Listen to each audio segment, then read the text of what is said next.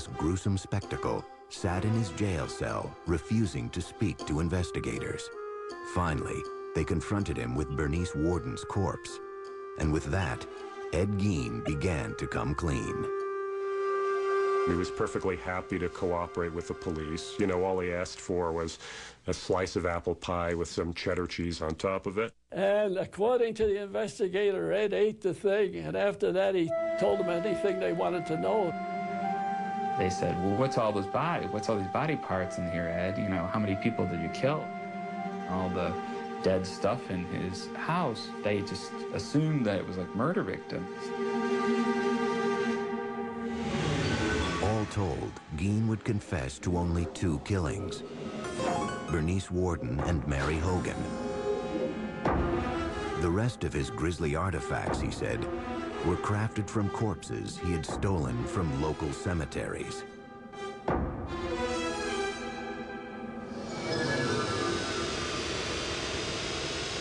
Plainfield woke up that Sunday morning to find out what had been living in their community for all these years, and that was Ed Gein. My dad, he couldn't tell us what had happened. He just said, I want you to come in and watch the news tonight with me. And the news came up on the television. He was the person. I just said to my dad, oh my gosh, that's Ed. We were all upset. We were all devastated. We were horrified about what had happened. It was a terrible, horrible thing. It was just such a complete shock, I guess. It was something that was a little bit difficult to talk about. It wasn't just the murder of Bernice Worden that was so disturbing. It was the other terrible things that he did that was upsetting so many people. I mean, this is a guy who had been living in their community almost all his life and been a babysitter for their children, had been eating at their table. Well, look what he did and how he did. They couldn't believe it. Well, I figured he was just perfectly harmless and rather simple. Plainfield's shock would soon be America's. Almost immediately, hordes of reporters descended on the town. It was the beginning of Ed Gein's transformation from anonymous psychotic to cultural icon. And it could all be traced back to the story of his childhood. Because in the words of Norman Bates, a boy's best friend is his mother. In November 1957, the gruesome tale of Ed Gein was making headlines across America. The country's morbid fascination with the man the papers were calling the Mad Butcher of Plainfield was not lost on author Robert Bloch, who was living in Wisconsin at the time. It was exactly the time that the Gein case was breaking in the newspapers, and Bloch immediately recognized that it would be a wonderful basis for a horror story. The result was Bloch's 1959 novel, Psycho, which Alfred Hitchcock would bring to the big screen the following year. The story of Psycho is the story of Norman Bates, a single, deeply disturbed mama's boy, for lack of a better word, who runs a hotel and murders unsuspecting young women who cause him to have any sexual urges or impulses. One of the main things that Bloch took from the Gein case was the psychological relationship between Norman and his mother, which very much parallels that between Annie and his mother. Augusta Gein had been dead 12 years when police entered the house she had once shared with her son.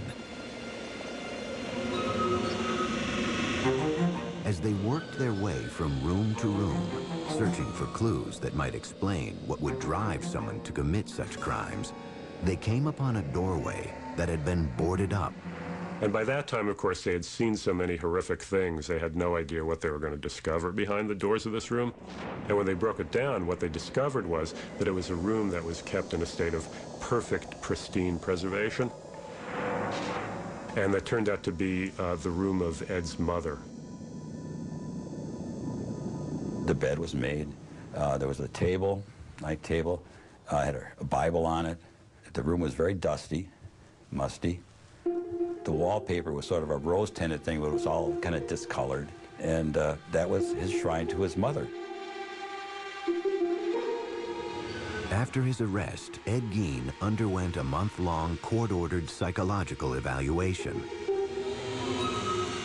It was here that a picture began to emerge of life behind closed doors on the Plainfield farm, and Ed Gein's descent into madness.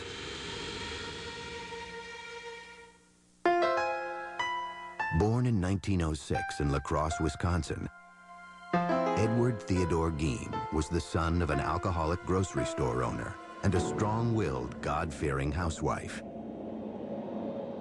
When he was 8, his mother Augusta insisted that the family leave their La Crosse home. One reason, apparently, she insisted that the family move from La Crosse was because, in her mind, you know, it was like Sodom and Gomorrah. With the proceeds from the sale of their grocery store, the Gein family settled onto a 200-acre farm in Plainfield. Isolated, the family dynamic grew stranger and stranger. Mr. Gein had a very strange relationship with his mother. It was a love-hate relationship. He listened to her and worshipped her and followed her very closely. She was religiously devout, if not fanatical woman. Very, very domineering, very, very strong-willed. I mean, she completely dominated her husband as well, Henry. Augusta would preach a lot out of the book of Revelations that said that women were whores, women were tramps, women were definitely evil beings out to, you know, hurt people. The Gein household really became a sort of breeding ground for psychopathology. You know, you had these 4 people stuck together, completely under the sway of this woman. So it really becomes an incubation place for madness.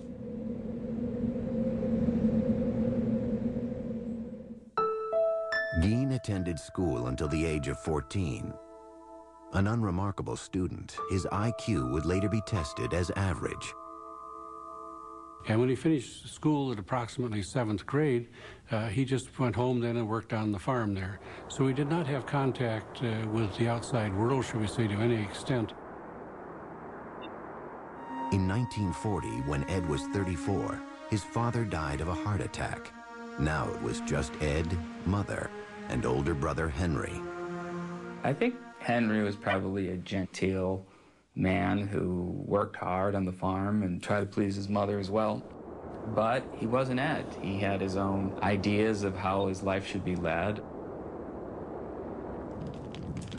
In May 1944, Henry and Ed found themselves battling a brush fire on their property. According to Ed, the fire got out of control and he lost sight of his brother. He went for the police, and though he told them he didn't know where Henry was, he was able to lead them straight to his brother's dead body.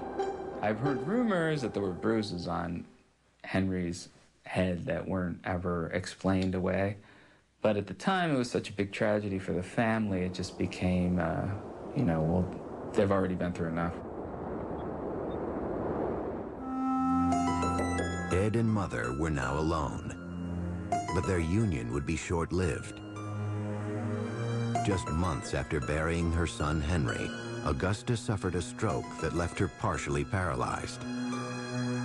When Mother became ill, had a stroke, and was paralyzed, he cared for her very closely and literally, seemingly worshipped the ground she walked on.